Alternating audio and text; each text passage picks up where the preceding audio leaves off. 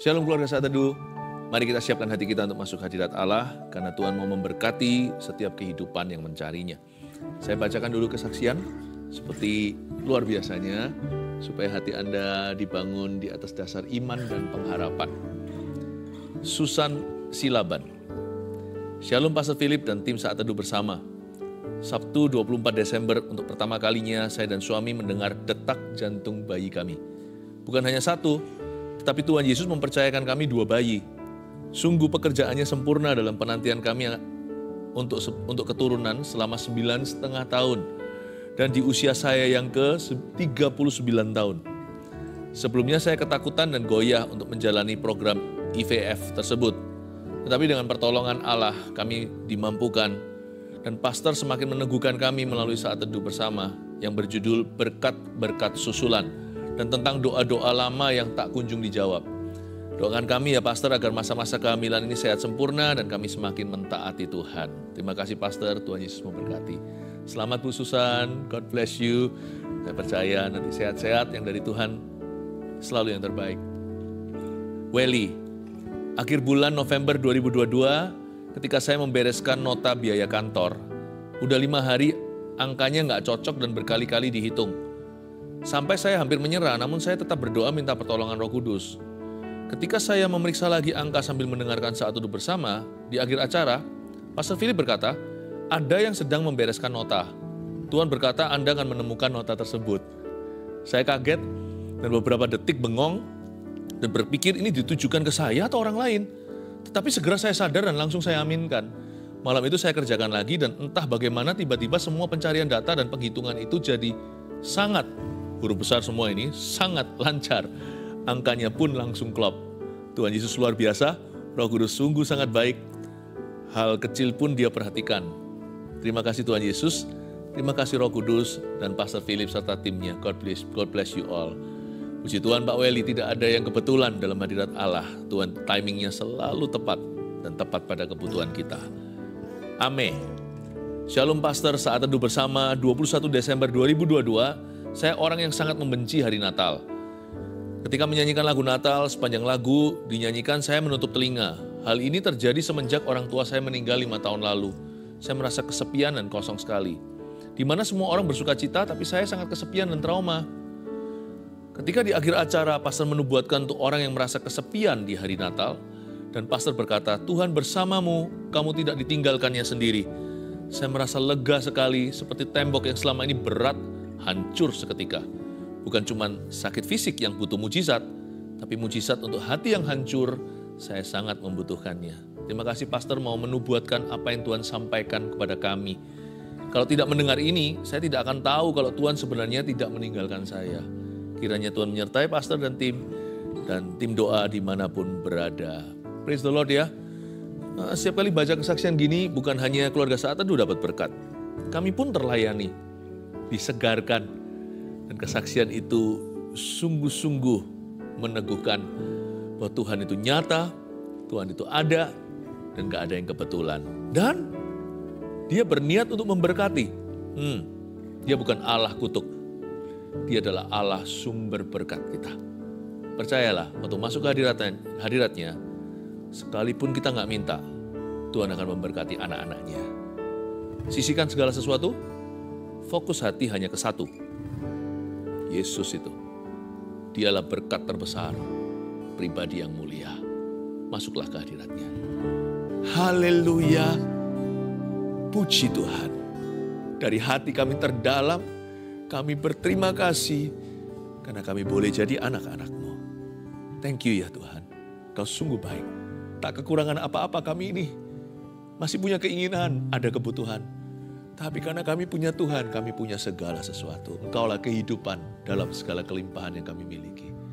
Terima kasih untuk anugerah. Curahkan anugerah-Mu. Begitu rupa jangan tahan Tuhan pada setiap keluarga Saat Teduh yang hari ini masuk hadirat-Mu. Tidak ada seorang pun masuk ke dalam hadirat-Mu keluar tangan hampa. Tuhan itu murah hati. Tuhan sayang anak-anaknya. Tuhan mengenyangkan kami. Kenyangkan kami dengan firman-Mu. Sampaikan sabda-Mu, sembunyikan hamba-Mu Tuhan Yesus. Berbicaralah ke dalam setiap hati. Dalam nama Yesus. Amin. Langsung buka Alkitab bersama dengan saya. Hari ini judulnya Jika Ingin Diberkati. Saya ingin sekali agar setiap keluarga saat teduh mengalami berkat Tuhan hari ini. Tapi kita harus mengerti dulu bahwa berkat Tuhan itu diberikan di dalam spirit kebenaran. Makanya kita harus renungkan firman supaya kita tidak salah alamat mendapat berkat. Yohanes pasal 10, Gembala yang baik, ayat 1-10 saya bacakan dulu. Aku berkata kepadamu, sesungguhnya siapa yang masuk ke dalam kandang domba dengan tidak melalui pintu tetapi dengan memanjat tembok, ia adalah seorang pencuri dan seorang perampok. Tetapi siapa yang masuk melalui pintu, ia adalah gembala domba. Untuk dia penjaga membuka pintu dan domba-domba mendengarkan suaranya. Dan ia memanggil domba-dombanya masing-masing menurut namanya dan menuntunnya keluar. Jika semua dombanya telah dibawanya keluar, ia berjalan di depan mereka. Dan domba-domba itu mengikuti dia karena mereka mengenal suaranya. Tapi orang asing pasti tidak mereka ikuti, malah mereka lari daripadanya. Karena suara orang-orang asing tidak mereka kenal. Itulah yang dikatakan Yesus dalam perumpamaan kepada mereka. Tetapi mereka tidak mengerti apa maksudnya. Ia berkata demikian kepada mereka. Maka kata Yesus sekali lagi, aku berkata kepadamu, sesungguhnya akulah pintu ke domba-domba itu. Semua orang yang datang sebelum aku adalah pencuri dan perampok, dan domba-domba itu tidak mendengarkan mereka. Akulah pintu. Barang siapa masuk melalui aku, ia akan selamat, dan ia akan masuk dan keluar, dan menemukan padang rumput. Pencuri datang hanya untuk mencuri dan membunuh, dan membinasakan. Aku datang supaya mereka mempunyai hidup dan mempunyainya dalam segala kelimpahan. Jangan salah ya, berkat jatuh tidak jauh dari penciptanya. Allah kita bukan Allah kutuk. Allah kita adalah Allah berkat. Please jangan salah sangka, ini bukan soal kemakmuran, harta dunia, prosperity, bukan. Ini bicara tentang karakter Tuhan. Tuhan itu terang bukan gelap. Allah itu baik, apapun yang terjadi di hidup kita atau belum terjadi tidak mengubah kebenarannya. Bahwa Tuhan kita itu baik adanya. Bahkan pencobaan bukan datang dari Tuhan. Kesusahan, penderitaan juga bukan dari Tuhan, sekalipun Tuhan bisa izinkan. Tokoh-tokoh di dalam Alkitab juga mengalami banyak pencobaan, tak terkecuali Yesus Kristus sendiri. Tetapi sepencobaan dan penderitaan, apalagi dosa, itu bukan dari Allah. Jangan sesat, dalam surat Yakobus tertuliskan, semua yang baik dan sempurna datangnya dari Bapa segala terang. Di dalamnya tidak ada pertukaran bayangan. Tuhan itu enggak pelin-pelan, Tuhan itu juga tidak dua muka. Kalau Tuhan itu baik, dia enggak merancangkan kejahatan, diam-diam mengkhianati kita. Tuhan enggak pernah menangkap kita saat kita enggak curiga, tiba-tiba mengejutkan. Padahal kita mengharapkan yang baik, tiba-tiba dia kasih kita tulah. Mana ada bapak yang anaknya minta roti dikasih batu. Minta air dikasih ular. Tuhan tidak akan memberikan ular kepada orang yang minta roti. Jadi ini dulu, rasa curiga itu harus pupus. Kita harus bertobat dari cara berpikir yang negatif. Mentang-mentang di dunia ada penderitaan, selalu apa-apa kita salahkan Tuhan. No, tapi memang betul. Ikut Yesus bukan berarti hidup mulus. Anak-anak Tuhan juga ada porsi susahnya. Tapi izinkan saya mengatakan bahwa itu tidak ada hubungan dengan kutukan. Kalau kita hari ini dikenan Tuhan, hidup kita tetap diberkati sekalipun kita mungkin mengalami lembah. Jika ingin diberkati, perhatikan ini, kita jangan jauh dari pencipta kita. Karena buah nggak jatuh jauh dari pohonnya. Dan berkat tidak jatuh jauh dari penciptanya. Dan kita harus mendekat pada Tuhan dan izinkan hidup kita untuk digembalakan setiap hari oleh Tuhan. Aku berkata kepadamu ayat 1, sesungguhnya siapa yang masuk ke dalam kandang domba dengan tidak melalui pintu tetapi dengan memanjat tembok adalah seorang pencuri dan seorang perampok. Ayat pertama dulu, saya tunjukkan satu rambu. Bayangkan ada satu rambu lingkaran di depan, ada tulisan entry atau masuk, lalu ada silang, dilarang masuk.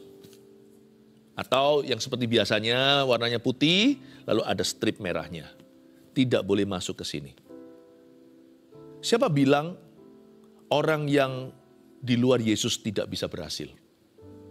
Siapa bilang pula orang ikut Yesus pasti kaya? Enggak. Anak Tuhan juga bisa jatuh sakit. Orang-orang yang menentang Tuhan juga bisa sehat. Coba saya jelaskan dulu, berkat itu bukan apa.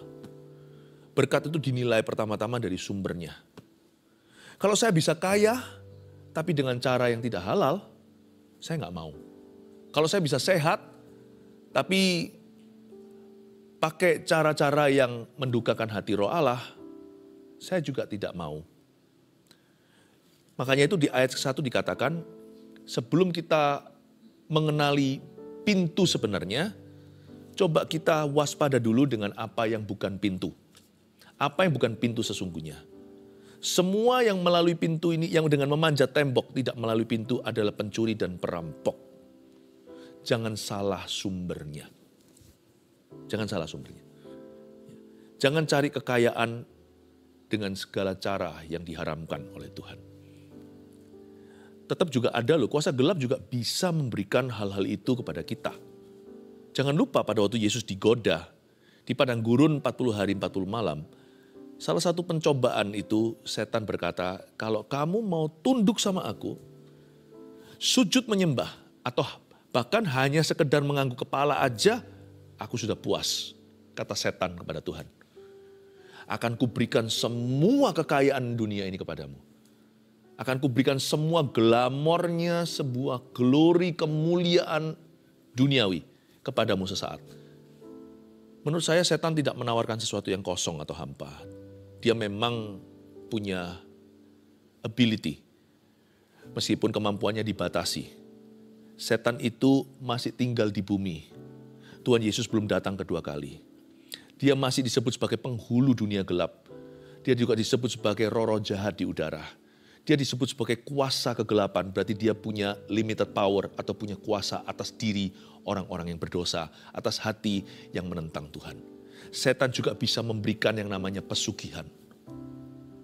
Tidak semua kekayaan itu adalah harta sebagai berkat dari Allah, susah payah tidak menambahinya. No, kalau Anda bisa mendapatkan kekayaan, tetapi dengan cara menyangkali Tuhan, apalagi menjual Tuhan demi supaya karirnya mengalami promosi, jangan tempuh jalan itu. Sebab itu adalah jalan yang tidak melalui pintu, melainkan memanjat tembok. Dan di sana penuh dengan pencuri dan perampok. Jangan jual nyawamu, jangan jual jiwamu kepada setan. Untuk apa? Seperti beberapa selebriti di dunia yang terkenal, menjual jiwanya kepada iblis supaya tenar. Jangan lakukan itu. Tidak semua yang kelihatannya bagus itu semuanya dari Tuhan Yesus. Jangan halalkan segala cara. Jangan salah masuk pintu. Jangan lompat tembok. Jangan ketemu pencuri dan perampok. Jangan salah sumbernya. Ada rambu tersebut, jangan masuk. Do not enter. Mendingan saya miskin. Mendingan saya kelaparan. Mendingan saya seperti Lazarus yang mengemis di pintu orang kaya itu. Asal saya punya Yesus. Daripada saya kaya raya, seperti juga dalam perumpamaan yang sama, tapi akhirnya masuk ke dalam neraka. Dan mohon-mohon sama Bapak Abraham, agar menyuruh Lazarus mencelupkan jari kecilnya ke dalam air dan meneteskan ke mulutnya yang dahaga. Tetapi kabar baiknya, kita tidak harus terpuruk. Karena Tuhan pasti akan memelihara. Yang saya maksudkan bukan hanya harta dunia, tapi segala aspek hidup kita itu serahkan ke Tuhan. Tuhan Yesus adalah gembala kita, maka tak akan kekurangan kita. Tuhan pasti akan memimpin kita ke jalan yang benar dan menuntun kita agar kita menemukan air yang tenang. Tetapi siapa yang masuk melalui pintu, ia adalah gembala domba. Christ is the right door. Yesus Kristus adalah pintu itu. Yesus Kristus adalah sumbernya. Meskipun saya berani atau saya mendingan miskin kelaparan asal saya tetap sama Tuhan, tapi saya percaya Tuhan tidak akan membiarkan saya kelaparan. Karena ada firman berkata, orang benar sekali-kali tidak pernah aku melihatnya ditinggalkan oleh Allah. Dan keturunannya minta roti di jalanan. No, I'm ready to go all the way. Saya siap untuk pergi, saya menempuh apapun juga asal saya dengan Tuhan. Daripada dibuat enak tapi dengan setan. Buat apa kehilangan nyawa kita? Buat apa kita demi memperoleh dunia kehilangan jiwa kita? Namun demikian Tuhan tidak akan pernah membiarkan kita. Tuhan tidak pernah meninggalkan kita. Tapi siapa yang masuk melalui pintu, inilah pintu yang sah. Dia adalah gembala domba. Kristus adalah sumbernya. Yang dari Tuhan pokoknya saya mau. Pengkhotbah katakan, jangan maunya yang baik melulu. Nanti kalau Tuhan izinkan ada suatu kesulitan, kita ngamuk sama Tuhan, kita tinggalkan Tuhan. Seolah-olah sama Tuhan itu kontrakan. No. Sama Tuhan nggak kontrakan. Kita ini udah dibeli lunas. Jadi kemanakah aku dapat pergi? Seperti Petrus katakan, ketika melihat semua rekan-rekannya pergi meninggalkan Tuhan, Tuhan tanya, kamu nggak pergi sekalian? Petrus berkata, Tuhan, Engkau yang memegang firman kehidupan. Kemana aku harus pergi? Betul sekali. Kita itu harus tahu bahwa sama Yesus itu jangan hanya mau terima yang baik. Pengkhotbah katakan, masa kita hanya mau terima yang baik dari Tuhan? Bukan yang buruk menurut kita. Harusnya kita mau terima apa aja. Pokoknya asal sumbernya Yesus, saya mau terima apa aja. Beneran. Saya ngomong gini bukan menantang Tuhan. Semoga gak dapat masalah. Tapi saya gak khawatir kok, saya gak curiga Tuhan kasih saya masalah. Kalau Tuhan izinkan ya itu memang fakta lapangan. Itu memang namanya realita kehidupan. Asal Tuhan beserta ya kan. Tapi saya nggak taruh curiga sama Tuhan. Dosa pertama manusia itu bukan dosa mencuri. Mencuri dari pohon kehidupan. Pohon pengetahuan. Bukan. Bahkan bukan membunuh. Itu nanti Kain bunuh Habil. Bukan berzina. Dosa pertama manusia itu curiga. Negatif thinking sama Tuhan. Saya sama Tuhan nggak mau negatif thinking. Supaya hidupku itu tenang dan aman di dalam. Luar boleh bergejolak. Asal di dalam saya damai sejahtera sama Allah. Sama Tuhan saya tidak mau taruh rasa curiga. Pokoknya kalau dari Yesus ya, saya mau. Yang baik atau yang tidak baik menurut saya asal dari Tuhan ya, saya nggak keberatan. Jadi jangan halalkan segala cara. Jangan kejar berkat. Kejarlah Tuhan. Berkat itu ada. Jika ingin diberkati, jangan jauh dari gembala. Siapa yang masuk melalui pintu, yaitu pintu yang sah, ia adalah gembala domba. Yesus sumbernya. Pokoknya dalam hidupku ya, Yesus kau sumberku. Apapun itu Yesus sumberku. Kalau saya lagi diterpa dengan problema, saya menoleh ke Tuhan. Ini kiasan. Saya tanya sama Tuhan, kau izinkan kalau Tuhan mengangguk kepala? Ya. Di dalam hati saya ada damai sejahtera bahwa Tuhan itu tahu apa yang dia perbuat atas hidupku. Tenang saya. Asal Tuhan yang bertanggung jawab atas hidupku, mau saya susah saya jalani. Gak apa-apa. Karena ia adalah gembala domba. Dan kalau kita masuk melalui pintu yang sah, nggak pernah salah. Kalau saya dibawa arus bawah, itu sementara. Itu pasti Tuhan mau menjadikan ujian terbesarku menjadi kesaksian terbesarku pula. Untuk dia, penjaga membuka pintu dan domba-domba mendengarkan suaranya. Dan ia memanggil domba-dombanya masing-masing menurut namanya dan menuntunnya keluar. Ini dia, asal Tuhan yang pegang kendali ya, penjaga pasti akan buka pintu. Karena domba dengarkan suaranya. Asal Tuhan yang pimpin saya, pintu yang benar pasti terbuka dalam hidup saya. Saya selalu doa gini kok untuk setiap keputusan hidup. Tuhan, saya ini bodoh. Sepeka-peka manusia kita ini hanya melihat samar saja. Tuhan, tolong saya ini di-force sedikit ya. Tuhan pasti akan super ngalah. Jadi waktu saya berdoa saya akan ambil keputusan menurut hemat atau menurut hikmat yang terbaik yang saya miliki. Tapi Tuhan mohon tutup pintu yang kau tidak kehendaki aku masuk melaluinya. Atau masuk ke dalamnya. Dan bukakan pintu yang kau inginkan aku di sana. Sama Tuhan, pintu yang benar akan terbuka di hidup kita. Pintu yang salah sekalipun kelihatan nampaknya benar. Oh ini bagus. Seperti Lot waktu melihat Sodom dan Gomora. Wah permai ini. Wah sangat-sangat apa? Pemandangannya indah, sangat subur. Siapa sangka ternyata sarang setan di sana. Apa yang nampak baik pun kalau ternyata tidak baik atau tidak benar. Menurut Tuhan, saya minta Tuhan tutup pintu itu untuk aku. Jadi saya ngerti sekarang, not every opportunity comes from the Lord. Tidak setiap kesempatan itu datang dari Tuhan. Jangan jadi orang Kristen yang aji mumpung di dalam hidup ini. Dan tidak semua rintangan berarti Tuhan tidak berkenan. Kadang-kadang ada rintangan itu justru menunjukkan bahwa ada peperangan. Berarti memang Tuhan mau kita ke situ. Hati kita sejahtera, kita tahu karena kita mengenal kehendaknya. Dan kita mengerti Tuhan mau kita masuk ke tanah Kanaan, tapi ada orang Amori, ada kaum Enak, ada raksasa, ada Filistin di situ. Perang ya peranglah. Ajari aku taat, beri aku hati yang berani. Kalau memang aku harus menghadapi peperangan rohani. Tidak semua rintangan itu berarti Tuhan berkata no. Tidak semua pintu terbuka yang di depan kita itu berarti Tuhan berkata yes. Makanya saya minta sama Tuhan dalam kedaulatannya, tolong buka tutup pintu yang pas untuk hidupku. Karena aku membuat keputusan itu paling segitu. Tapi Tuhan yang maha tahu. Ayat 4, jika semua dombanya telah dibawanya keluar, ia berjalan di depan mereka dan domba-domba itu mengikuti dia. Karena mereka mengenal suaranya. Saya senang sekali, berkat itu ikut kita ya, jangan lupa ya, kita jangan kejar berkat. Makanya di Mazmur 23 dikatakan di ayat terakhir, itu ayat yang terkenal, Tuhan adalah gembalaku, takkan kekurangan aku, ujungnya kan ini. Kebajikan dan kemurahan belaka akan mengikuti aku seumur hidupku. Coba bandingkan ayat 1 dan ayat terakhir, ayat pertama dan ayat yang terakhir. Yang ayat pertama itu, nampak kita ikut siapa di depan. Tuhan adalah gembala, kita nggak kekurangan apa-apa. Ayat terakhir, coba lihat siapa di depan. Kebajikan dan kemurahan, itu mujizat dan berkat. Mengikuti aku seumur hidupku, berarti kita di depan. Kebajikan kemurahan yang mengejar kita. Jangan kejar berkat, berkat akan mengejar orang-orang yang taat.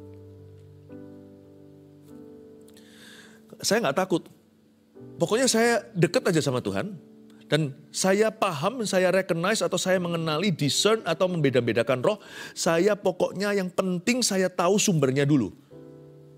Kalau sumbernya Yesus, Yesus tanggung jawab, dia pasti akan jalan di depan. Ia berjalan di depan mereka dan domba-domba mengikuti dia karena mereka mengenal suaranya. Asal Tuhan yang pimpin hidupku, bukan hanya pintu yang pas terbuka dalam hidup saya. Saya nggak perlu rencanakan segala perkara. Saya rencanakan semaksimal apa yang saya bisa, supaya menunjukkan rasa tanggung jawab saya. Tetapi hidup itu tahu nggak, gagal berhasilnya sebagian besar itu bukan di tangan kita yang merencanakan, ada faktor Tuhan di dalamnya. Asal saya dekat sama Tuhan, saya kenali sumbernya, dia pasti akan berjalan di depan saya. Bukan hanya 100-200 meter di depan, bisa-bisa kilometeran di depan saya. Dia sudah berjalan. Saya tidak takut akan hari esok, sebab dia hidup, ada hari esok. Ku tahu siapa yang pegang hari depanku. Tetapi seorang asing pasti tidak mereka ikuti ayat 5. Oh, orang asing nih mulai masuk dalam cerita. Malah mereka lari daripadanya. Siapa orang asing? Karena suara orang-orang asing tidak mereka kenal, garis bawahi, suara orang-orang asing. Ada beberapa suara orang-orang asing di sini yang saya dalam pengertian saya. Suara orang asing yang pertama di sini adalah suara iblis tentunya. Jangan diikuti suara setan. Suara setan yang vulgar seperti ada orang yang sakit jiwa, pembunuh-pembunuh berseri, yang mendengar suara untuk melakukan kekejaman, itu juga setan. Manusia katakan itu adalah penyakit jiwa, tapi firman Tuhan membuka satu dimensi yang lainnya, membuat kita sadar bahwa ada kuasa kegelapan. Suara iblis jangan didengar, suara godaan, ayo buka itu. Kalau ada setan lewat. Selain itu suara orang-orang asing juga suara dunia. Dunia ini semakin tidak bersahabat. Tidak bersahabat sama orang yang mau taat sama Tuhan. Dunia itu opininya aneh hari ini. Tangan kanan menjadi tangan kiri menjadi tangan kanan. Coba lihat, kalau kita menentang misalkan sesuatu yang vulgar dosa, seluruh dunia akan menganggap kita ini picik pikiran. Dahulu kala puluhan tahun yang lalu, nilai-nilai konservatif sebuah keluarga itu masih dijunjung tinggi di masyarakat. Sekarang orang kalau mau konservatif itu dihujat. Coba bayangkan, dibilang kurang berwawasan besar lah, kurang terbuka pikiran lah. Suara dunia itu semakin membingungkan, makanya itu kalau orang gak punya Tuhan celaka. Bagaimana kita parenting dan besarkan anak? Gimana kita bisa lurus coba? Susah ikut Yesus. Suara dunia itu adalah suara asing yang harus kita lari daripadanya. Gak usah sok jago lah kalau bisa kita koreksi orang tertentu, tapi paling perlu kita jaga hati. Suara iblis, mereka itu lari daripadanya. Ayat 5 katakan, karena suara orang-orang asing itu tidak mereka kenal, tidak dikenal oleh domba. Ada satu lagi suara orang-orang asing di sini yang tidak asing bagi kita. Mau tahu siapa? Suara diri sendiri. Doa atau tidur? Loh, kalau tidur, kalau waktunya tidur jangan doa. Tapi kalau misalkan waktunya doa, kita kepingin melakukan sesuatu itu bukan setan, bukan dunia, kita sendirian, tapi keinginan. Aduh, kepingin ini itu. Seperti para rasul ya kan, 3 orang diajak ke Getsemani. Bukannya mereka sembahyang malah bobo. Suara orang asing lainnya yang harus kita hati-hati. Jangan tunduk kepadanya, jangan tunduk pada dirimu sendiri. Tunduklah pada Kristus, lawanlah iblis. Baru mempan, ia akan lari daripadamu. Karena pikiran manusia itu jahat. Kalau kita mengikuti suara kita sendiri, nanti kita menjadi self-pleaser. Menjadi orang yang menyenangkan dirinya sendiri. Nanti jauh dari Tuhan. Suara orang asing yang tidak mereka kenal, suara kita. Dia harus makin bertambah, ku harus makin berkurang. Nama Yesus saja disembah. Itu dia. Dia harus makin bertambah, ku harus makin berkurang. Itulah yang dikatakan Yesus dalam perumpamaan kepada mereka. Tapi mereka nggak mengerti apa maksudnya. Ia berkata demikian pada mereka. Semoga penjelasan saya so far sejauh ini membuat Anda lebih mengerti daripada murid Yesus saat itu. Anda diberikan pencerahan, maksud Tuhan apa. Maka kata Yesus sekali lagi, aku berkata kepadamu sesungguhnya akulah pintu ke domba-domba itu. Coba katakan, Yesus adalah pintu. Ya. Nah pintu itu percuma kalau hanya diliatin. Kok bisa? Kalau kita lihat pintu, kita liatin aja, kita nggak ada di dalam rumah. Misalkan dalam rumah itu ada makanan, kita kelaparan. Kalau kita hanya lihat aja, kita juga nggak makan. Misalnya dalam rumah itu ada papan atau ada tempat tinggal yang mapan. Di situ kita bisa berteduh dari terik matahari atau dari angin malam. Tapi kalau kita hanya liatin aja, kita nggak masuk ke dalamnya. Apa gunanya? Kita tetap kedinginan.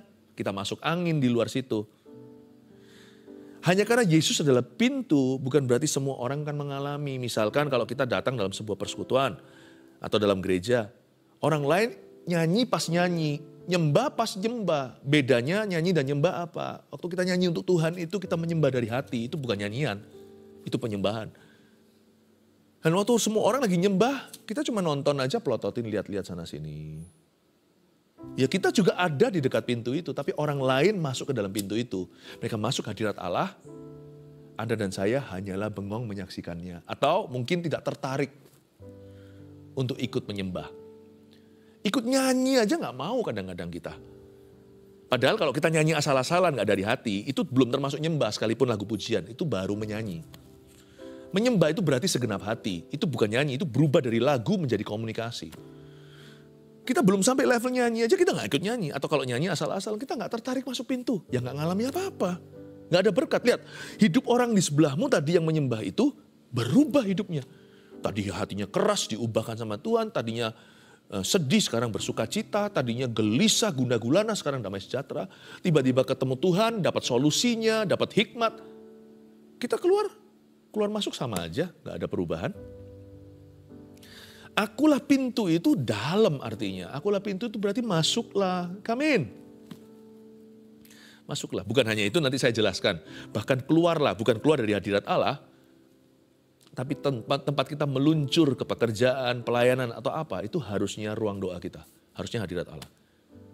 Kalau enggak keluar dari pintu itu, Anda enggak menemukan padang rumput hijau dan air tenang. Percayalah. Siapa mengandalkan kekuatan dan koneksi dan kepandaiannya, bahkan uang atau apapun atau posisi kedudukannya, lihat nanti ya. Keapesan yang gak perlu yang terjadi dalam hidupmu. Bukan berarti kalau kita hidup itu dalam Tuhan selalu kita itu beruntung, ya enggak, tapi selalu disertai. Kita selalu menang.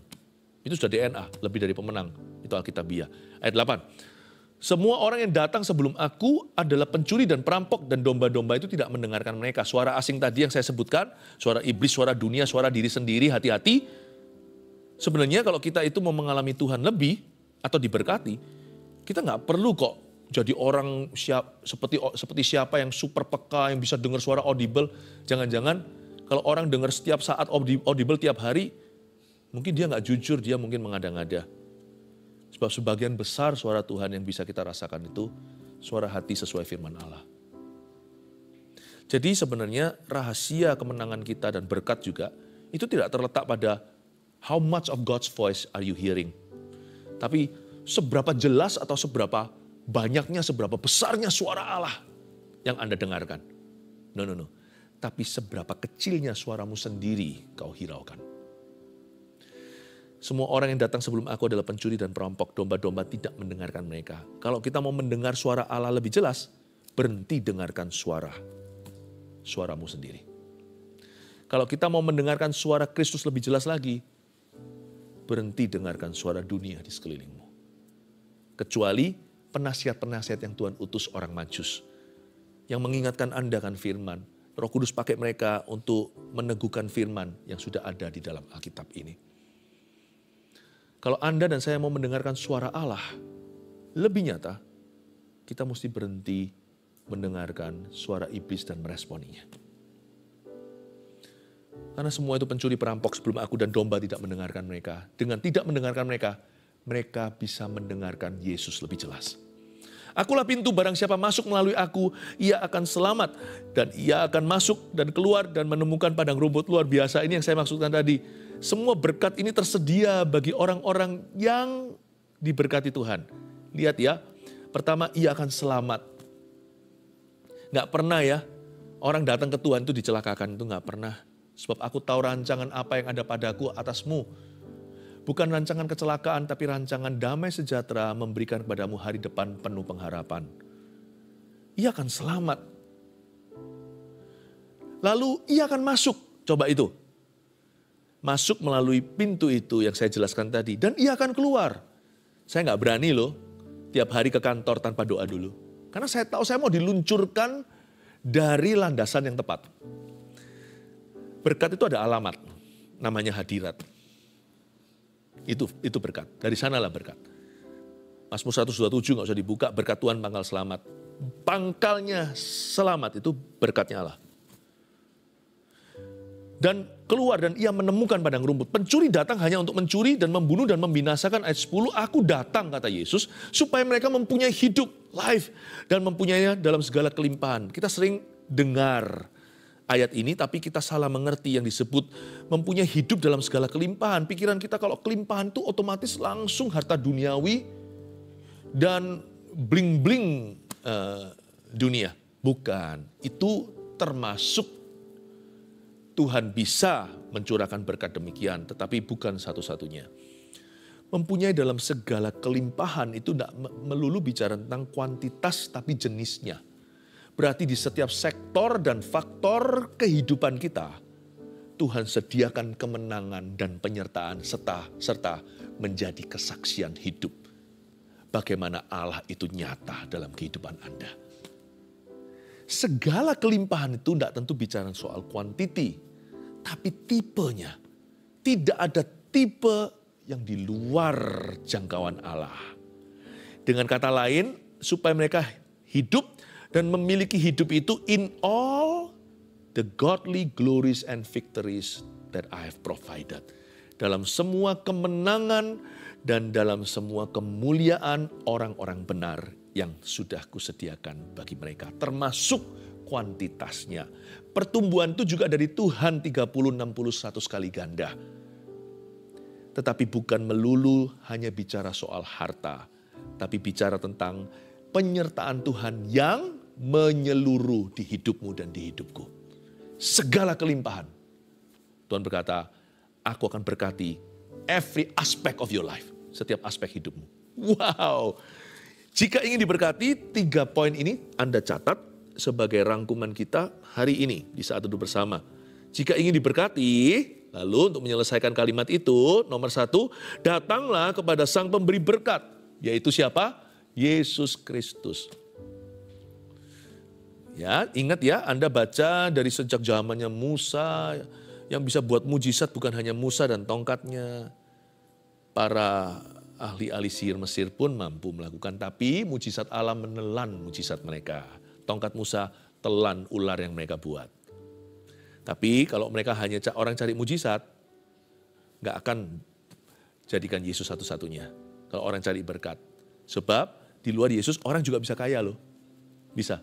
Di luar Yesus, orang juga bisa berhasil, sukses karirnya. Tapi saya tidak mau. Saya mau yang dari Yesus, paling aman. 2, jika ingin diberkati, dengarkanlah suaranya dan patuhilah perintahnya. Udah jelas tadi kan? Mereka mendengar suaranya, bukan dengar suara orang asing. Itulah ingredientnya, itulah bahan dasarnya berkat-berkat itu sendiri. Tapi berkat itu nggak harus ada wujudnya sih sebenarnya. Hidup yang taat pada suara Tuhan, hidup yang taat pada perintahnya sendiri adalah sebuah berkat atau sebuah berkat tersendiri. Bahasa Inggrisnya begini, a life of obedience itself is a blessing. Saya nggak usah diberkati kok kalau untuk saya mau taat sama Tuhan. Emangnya Tuhan hutang apa sama saya? Bukannya sepatutnya saya balas budi. Saya ini diselamatkan cuma-cuma nggak jadi masuk neraka. Kalau saya bayar sama Tuhan seumur hidup saya taat saja, itu masih nggak cukup untuk masuk ke sorga. Jadi hidup taat sama Tuhan aja itu berkat. Nggak perlu saya diberkati gara-gara taat. Nggak perlu saya diiming-imingi, nggak perlu saya diberikan sesuatu, nggak perlu diberi imbalan, nggak perlu dikasih upah, nggak perlu dikasih balasan. Sungguh nggak perlu kebajikan kemurahan. Mau menderita seumur hidupku pun saya harus taat. Apa saya punya pilihan? Atau mending masuk neraka? Ya nggak mau. Namaku tertulis dalam kitab kehidupan, janganlah bersuka cita karena berkat dan mujizatnya, tapi karena namamu tertulis dalam kitab anak domba. Tapi jika ingin diberkati memang betul, nomor 2 ini jangan diabaikan, dengarkanlah suaranya. Dengar suara setan, musibah. Patuhilah perintahnya. Coba nuruti keinginan sendiri nanti membunuh. Nanti gegabah, nanti emosi, nanti berzina. Terakhir 3, jika ingin diberkati, ini hati-hati ya. Lawanlah iblis dan segala tipu muslihatnya. Memang ada spiritual warfare soalnya. Itu sudah fakta. Tidak bisa dihindari. Peperangan rohani pasti terjadi dalam kehidupan orang-orang yang mau taat sama Tuhan. Pasti. Iblis pasti akan menentangmu. Makanya itu hati-hati, larilah dari suara-suara itu, dan pencuri, perampok tadi yang disebut tadi, kalahkan setan dan tipu muslihatnya. Berkat itu datang sendiri, kebajikan kemurahan akan mengejarmu. Saya percaya ketika orang kuat itu diikat, rumahnya menjadi jarahan dalam kehidupan Anda. Dan berkat orang fasik akan dipindahkan kepada orang benar. Berkat dari bangsa-bangsa, dari seberang lautan, akan dipindahkan ke dalam kehidupan umat pilihannya. Keluarga Saat Teduh, God bless you. Banyak yang mengalir dari itu, yang dispensernya Aqua itu, atau minuman air mineral itu. Tapi itu terus mengalir, dikeluarkan penuh lagi, dipencet, keluar airnya, tapi penuh lagi kekosongannya. Saya merasakan ini satu simbol. Saya tahu bahwa Tuhan sedang mencurahkan berkat-Nya. Seperti buli-buli minyak yang tidak pernah berhenti mengalir bagi janda yang kelaparan dan kekurangan untuk membayar hutangnya. Tuhan mengalirkan juga saat ini berkat finansial untuk orang-orang yang membutuhkannya.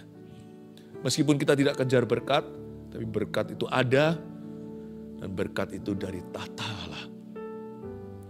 Anda tetap pejamkan mata saja, ini waktunya marifat dan hikmat. Saya merasakan orang-orang yang punya pergumulan keuangan, apapun jenis tipenya, satu DNA. Saya hanya suruh menyampaikan sebuah nubuatan yang sangat umum sifatnya. Tuhan sedang menolong Anda. Lihatlah, tangan Tuhan tidak kurang panjang. Sejak Saat Teduh bersama ini akan ada before and after-nya, ada sebelum dan sesudah. Demi nama Yesus Kristus. Ada satu orang yang sudah bikin produknya, entah apa, lalu nggak jadi diambil. Anda akan merugi besar karena volumenya gede. Tapi Tuhan Yesus menaruh marifat ini untukmu. Malam ini atau besok pagi, akan ada yang menelepon dan mengambil semua sisa stok itu. Apa ini makanan ya? Saya nggak tahu. Pokoknya Anda akan merugi ini. Tapi Tuhan Yesus akan menolongmu. Akan diambil oleh customer lain yang tertarik untuk habis satu tangan membelinya. Terima kasih Tuhan, terpujilah nama-Mu. Ulurkan tangan sekarang ke depan, mari kita berdoa untuk setiap kebutuhan-kebutuhan yang sudah dituliskan oleh keluarga Saat Teduh. Tuhan baik sekali, terima kasih Yesus. Bapak, hamba berdoa agar kesembuhan ilahi terjadi bagi yang sakit sekarang. Dalam nama Yesus, jikalau Engkau menjawab kebutuhan finansial, pergumulan keuangan, kesulitan dalam pekerjaan, tiliklah Tuhan mereka yang saat ini mengalami sakit penyakit. Hamba ucapkan kesembuhan dalam nama Yesus. Terima kasih Roh Kudus. Terima kasih Roh Kudus. Yang sakit letakkan tangan cepat di tempat yang sakit. Saya merasakan urapan Tuhan mengalir dengan begitu lembutnya saat ini. Seperti hembusan angin ke arah Anda. Letakkan tangan yang di mana Anda merasakan sakit di situ. Oh, di dalam nama Yesus, receive the Holy Spirit. Receive the Holy Spirit. Dalam nama Yesus, I speak healing in Jesus' name. Kudeklarasikan kesembuhan dalam nama Yesus. Haleluya. Letakkan tangannya. Tuliskan semua kesaksian, supaya yang lainnya juga diteguhkan. Saya tahu Tuhan sedang sembuhkan, dan Tuhan memberi banyak orang terobosan. Terima kasih Tuhan. Mari kita angkat tangan kita bersama-sama. Mari angkat tangan, terimalah berkat dari Allah Bapa, Putra, Roh Kudus.